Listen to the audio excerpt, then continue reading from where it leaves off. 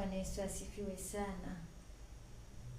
Tunasoma neno la Mungu katika kitabu cha Mambo ya Nyakati wa kwanza, mlango ule wa 23 mstari ule wa 13.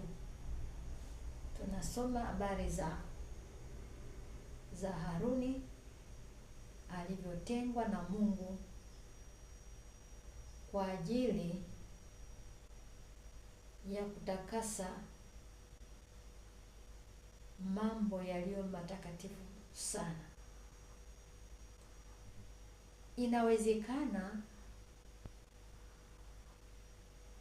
wewe ni mmoja wapo wa watu waliotengwa kama Haruni. Mambo ya msingi unayotakiwa kuyajua,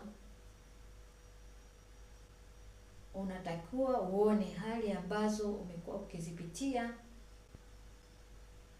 ulipokuwa kwenye familia ya kwenu, ulipoingia kwenye ndoa, ulipokuwa shuleni au chuoni na mahali pa kazi.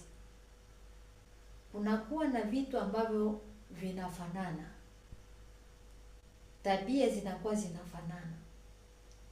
Kama ulikuwa na hali ya kukataliwa,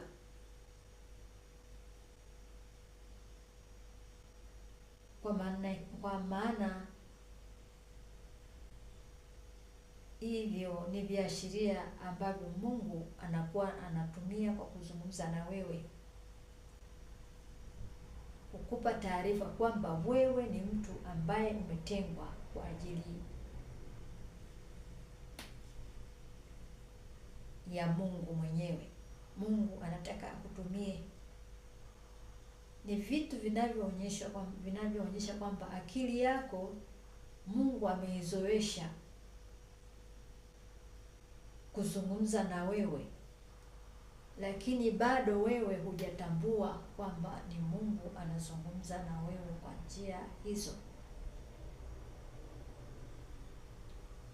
Hatua ya pili ambayo unatakiwa uifanye, ukisha kujua, ukiona hivyo vitu, unatakiwa ujikubali. Unajikubali kabisa na kuona kwamba Mungu anataka akutumie.